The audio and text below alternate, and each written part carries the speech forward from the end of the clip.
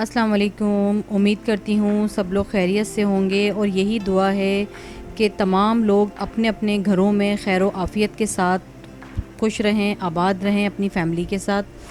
अच्छा, आज मैं आप लोगों के साथ मगज़ मसाला बनाने की रेसिपी शेयर करने जा रही हूँ। आज हम ब्रेन मसाला बनाएंगे।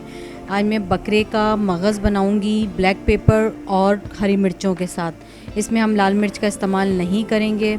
इसको बनाने के लिए हमें जिन चीज़ों की ज़रूरत है और किस तरह से बनाना है वो मैं आपको साथ साथ इसके इंग्रेडिएंट्स नोट डाउन करवाती रहूँगी और हम बनाने की तरफ चलते हैं। अच्छा, ब्रेन बनाने के लिए जो हमें सबसे पहला काम करना है, मगज़ को हम उसकी जो अंदर वेन्स होती हैं और ब्लड होता है उसकी हम क्लीनिंग कर लेंगे। उसको हम पहले साफ़ कर लेंगे। उसके लिए सबसे पहले एक पैन में आपने पानी बॉयल होने रखना है और उसमें आधी चमची हल्दी शामिल करेंगे। जैसे ही हमारा जो पानी है उसमें जोश आना शुरू हो जाएगा, बॉयल होगा, तो हमारे जो ये बकरे के मगज़ हैं इनको शामिल करके इसको हम 6 से 7 मिनट तक बॉयल कर लेंगे। हाई फ्लेम पे चूल्हा इसका तेज़ रखना है और जैसे ही ये बॉयल हो जाएगा तो इसका पानी जो है वो हम फेंक के ड्रेन कर लेंगे और उसके बाद उसमें आपको एक ऊपर जाल सा नज़र आएगा और उसको हम क्लीन करके अच्छी तरह से अपने जो ये बकरे के मगज़ हैं इनको क्लीन करके वॉश करके रख लेंगे। फिर हम इसकी कुकिंग प्रोसेस की तरफ चलेंगे। अच्छा, इसको बनाने के लिए सबसे पहले ये देख सकते हैं मैंने मिट्टी की कढ़ाई ले ली है और इसके अंदर मैं हाफ़ कप ऑयल शामिल करूंगी और ऑयल को अच्छे से गरम कर लूँगी। पहले हम मिट्टी की हांडी को गरम होने रख देंगे क्योंकि मिट्टी की हांडी 10 से 15 मिनट लेती है कम से कम गरम होने में।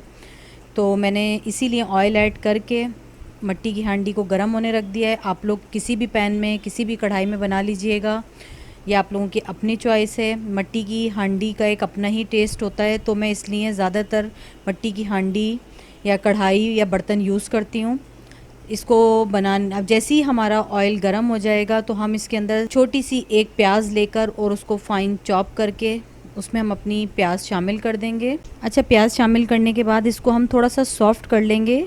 जैसे ही आपकी प्याज जो है उस पर हल्का सा पिंक कलर आना शुरू हो जाएगा तो 5 से 6 अदद गोल साबुत लाल मिर्च शामिल कर देंगे इसके अंदर, ताकि हमारी जो गोल साबुत लाल मिर्च है वो भी बहुत अच्छे से प्याज से के साथ फ्राई हो जाए। अच्छा, इसी के साथ अब हम इसमें 1 टीस्पून सफ़ेद साबुत ज़ीरा शामिल कर देंगे और शामिल करने के बाद तीनों चीज़ों को थोड़ा सा फ्राई कर लेंगे। जैसे ही हमारी प्याज थोड़ी सी फ्राई हो जाएगी तो फिर हम इसके अंदर लहसुन अदरक का 1 टेबल स्पून शामिल कर देंगे। लहसुन अदरक शामिल करने के बाद चंद सेकंड हम इसको फ्राई कर लेंगे ताकि जो लहसुन अदरक की एक स्ट्रॉन्ग सी खुशबू होती है वो इसके अंदर ख़त्म हो जाए। जैसे ही हमारी प्याज थोड़ी सी ब्राउन हो जाएगी, लहसुन अदरक ज़ीरे के साथ फ्राई हो जाएगी, तो हम इसमें अपने बाकी के इंग्रेडिएंट्स भी शामिल कर देंगे। 1/2 टीस्पून हल्दी पाउडर, नमक अपने जायके के मुताबिक आप लोग ऐड कर लीजिएगा, 1/2 टीस्पून काली मिर्च का पाउडर, 1/2 टीस्पून सफ़ेद मिर्च का पाउडर, वाइट पेपर पाउडर। ये तमाम मसाले शामिल करने के बाद इसको थोड़ा सा हम मिक्स कर लेंगे ऑयल में।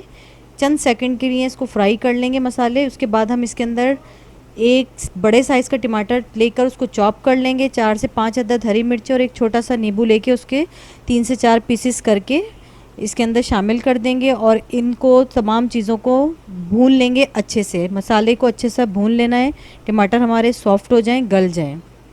अच्छा, जैसे ही हमारा मसाला भुन जाएगा तो हम इसके अंदर जो हमने अपने बकरे के मगज़ को बॉईल करके रखा हुआ है ये शामिल कर देंगे।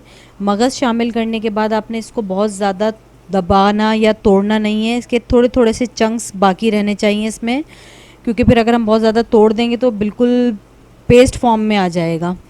तो चूल्हा तेज़ रखिएगा, कोई पानी शामिल नहीं करना है क्योंकि मगज़ आपको पता है बहुत जल्दी गल जाता है और मैंने इसको ऑलरेडी 6 से 7 मिनट बॉईल किया हुआ है, तो ये डन हुआ हुआ है। बस मगज़ शामिल करके इसको 5 मिनट के लिए कवर कर दीजिएगा।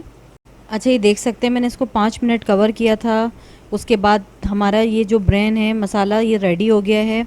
लास्ट में इसके ऊपर आप हरा धनिया और गरम मसाला डालकर स्प्रिंकल करके इसको गार्निश कर लीजिएगा। उसके बाद हम इसको फिर सर्व करेंगे। उम्मीद करती हूँ आप लोगों को रेसिपी ज़रूर पसंद आएगी, ज़रूर ट्राई कीजिएगा। रेसिपी अच्छी लगे तो लाइक ज़रूर कर दीजिएगा। दुआओं में याद रखिएगा। खुदा हाफिज़।